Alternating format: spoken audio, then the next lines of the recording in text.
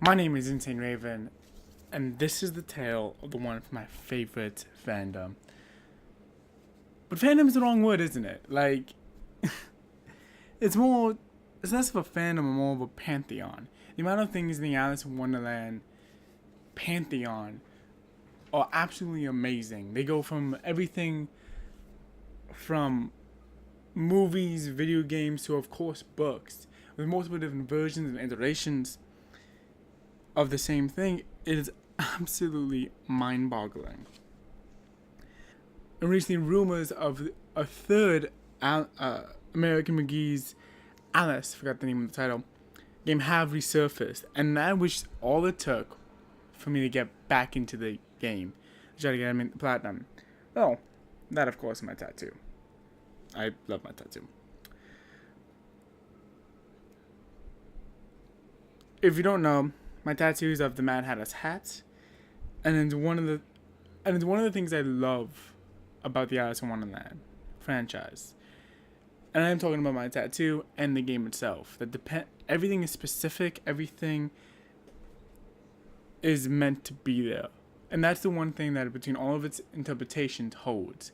No matter how dark and how gruesome it can get, everything is specific, and I love it. And if you go down that rabbit hole and you start thinking how the Alice in Wonderland version that you're playing as the iteration has you thinking, it is amazing.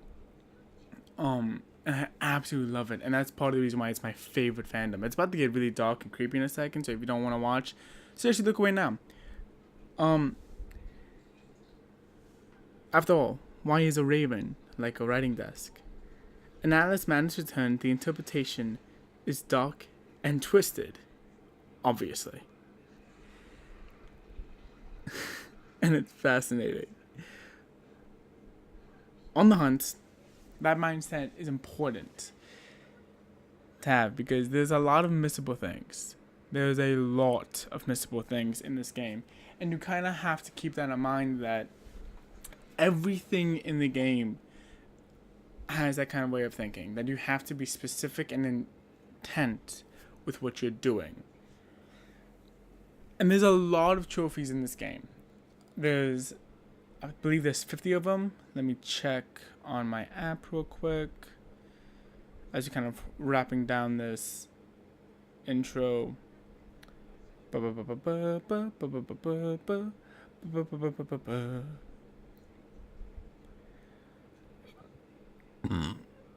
many trophies we got?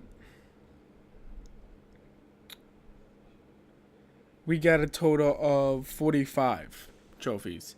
A good chunk of them are story based. 1, 2, 3, 4, 5, 6, 7, 8, 9. 9 of them are story based. If you play on normal difficulty, you get the original 9 that are pure story based that have to do with just playing through the game, completing the chapters. There are 2 that are based off of difficulties, and then there's another 1, 2, 3, 4, which you get for just playing the game and getting all of the stuff. I'm going through here. Yeah, so there's roughly 11 of these, a fourth of the trophies you get from just playing through the game, going through the story, and playing it that way. Then there are specific trophies that you're gonna just need a guide for. The one on PSN profiles is pretty good for all the collectibles.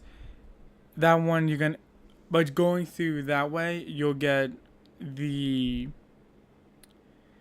painting the town red trophy, family memories fond and faded, everything fit to remember, nothing like the smell of bacon, seasoned campaigner, and just preachy. Those are trophies for just collecting everything. They're kind of long. And I definitely recommend just playing the game on easy difficulty and going through all of it again to make sure that you get all of them. But one of the trophies I want to talk about, which I definitely had a hard time with, that's using your head. This is the trophy you'll get for completing the second Off of the Head Part 2 in under 6 minutes. This is a trophy that put on easy. Go to the dollhouse, the doll world in chapter 5. Chapter select the offer that part 2, and you'll be able to do it. What I would recommend for this is, first off, doing it once or twice without the intention of getting a trophy. This will get you comfortable to just how the game requires you to move and how everything is supposed to be played out. It's a little bit awkward and it's not comfortable. The controls, the camera's kind of awkward, and the direction you're supposed to be pointing kinda doesn't make sense a lot of the time. Partially because of the direction, partially because of the camera, partially just because that's just how it's expected to do. But things seriously just don't make sense in that part. So the first 2 times, played all the way through regardless of your time just to get it done. After that, I definitely recommend going for it all the way. Changing the difficulty didn't seem to change anything, but it was one of the things. What you want to do is that even if you make a couple mistakes, you should be fine. You have about 4 screens to kind of get through before like you're in hot water. So if you can get through the first screen, you should be fine. If as long as you get that done under a minute. Getting through the first 2 screens are definitely the hardest screens. They require precision platforming and you're rolling head, so that just doesn't work a lot of the time. Most of the other stuff kind of just involves you. The best way I would recommend getting around them is just seeing where you have to go and seeing the cracks in the platforming segments that you can go into. Other than that, there really aren't any other tips that I can give you on that. Grandmaster is pretty easy. Your best chance to get the Grandmaster trophy is on the first round. If you can do it that time, you'll be fine. But I would definitely recommend doing it the first time around. Otherwise, you're probably not worth it. If you don't do it on the first time, just go back, try it again. The first time, you'll be fine. Ship of Fools is a trophy that exists, and it requires you to get through the side-scrolling bit undamaged. There's a lot of things going on there. Throw it on easy. It shouldn't give you too many difficulties. Dropping a bunch of bombs and keeping where you are behind you are going to be your biggest keys there. The crabs on the bottom shoot much more frequently than you can easily avoid them, so just drop bombs on them and watch behind you. A lot of the times you forget that a shark's coming up behind you, and that's part of the issue that you end up having a lot of the time. It's not a problem I had frequently, but it is a problem that I had the first couple of times I tried it out. Dress ups is a really fun trophy. It's one of the trophies that you get to kind of just have fun with. What you want to do for dress ups is you want to go through the options on the main menu, choose a different domain's dress, and then go play your story from where you are. You can do this at any point, I believe, but I'm not entirely sure. It's been a couple of years since I got that trophy, unfortunately, so I'm not 100% up to date on that. I'm going to be honest with you guys. And we're getting to a point where I'm going to give you a hint. The difficulty glitch for this, so hold on. Grind them all. Kill 5 botflies in a row with the pepper grinder. As soon as you get the pepper grinder from the Duchess, that's all you need to do. Don't do anything else. Just use that and you will be fine. Don't switch over to any of the ruins and just knock it out of the park. Level-headed is a trophy you get for only using Hysteria once. The one time you're allowed to use Hysteria is when when the tutorial happens.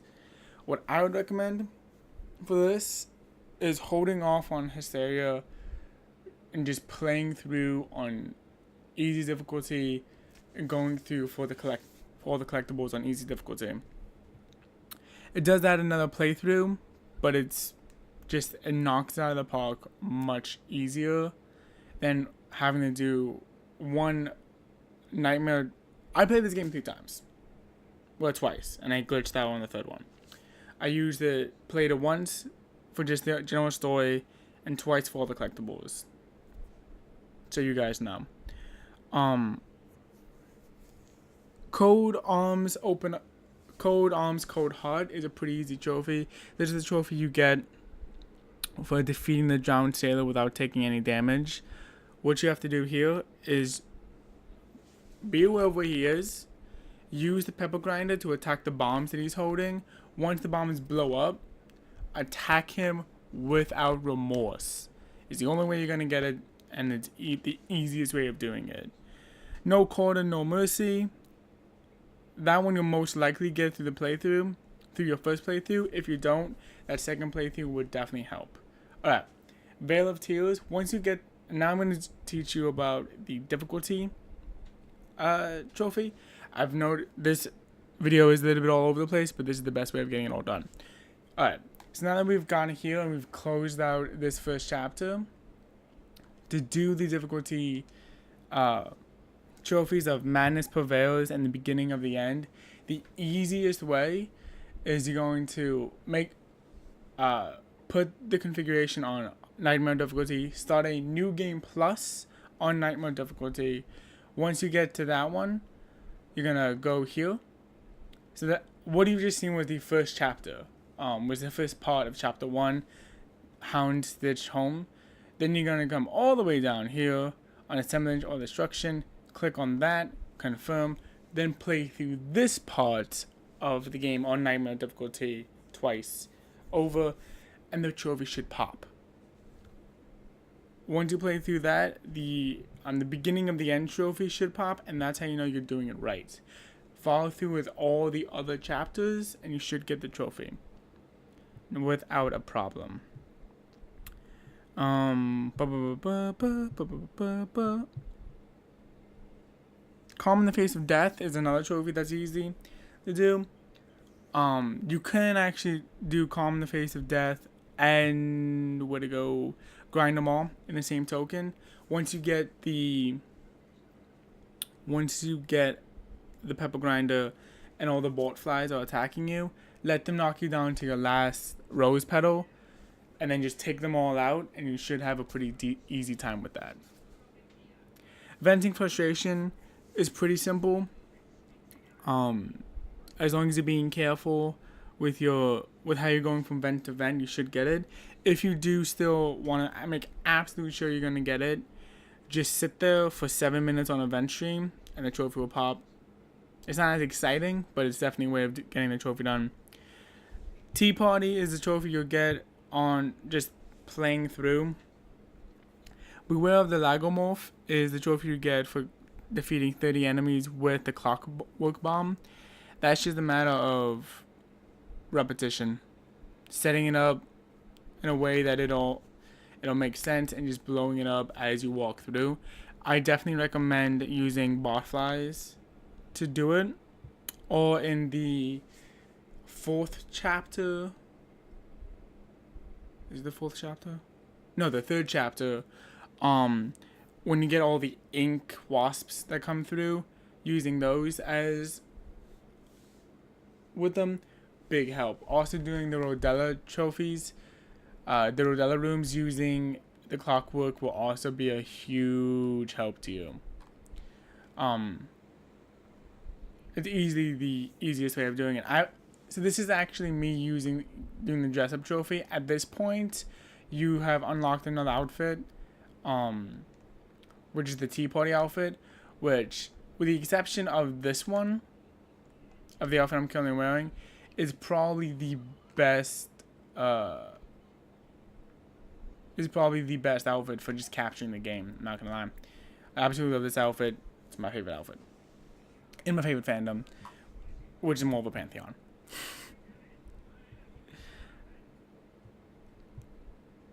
Alright. Everything else is pretty self-explanatory. so there's not really much more else for me to talk to. I just absolutely love Alice in Wonderland. I love everything about it. I love the fact that we may or may not be getting a third game in the franchise. And I'm playing on normal difficulty now. I'm just very excited to pick up the other games. I want PewDiePie to finish his playthrough just because I think he owes it to his fans. Not so much anymore. Like, it's not as big as a thing as it used to be, being that he doesn't really do video games anymore. But I definitely think he should, finish what he started for his fans. But that's just me. That's another reason why I wanted to get into it, because I'm an asshole. That's actually why I found this game to begin with, is because of PewDiePie. So I feel like if I'm ever going to call out PewDiePie for his garbage, this will be the time to do it. No, but I absolutely love this game. And those are all the tips and tricks. I absolutely love this world. I love this interpretation of Alice in Wonderland. It feels like a version that me as a 21-year-old gamer can really appreciate and get into. Because, well, Kingdom Hearts isn't going back to it anytime soon, so gotta do what I can. Hopefully the third game will come out and will be good. But as of right now, I'm holding my breath. So that's everything I got. Thank you guys for watching. Thank you guys for being a part of my channel. So you know what comes up next. I'm gonna click off, show you the platinum trophy, and we'll be good to go. Alright, see you guys in a moment.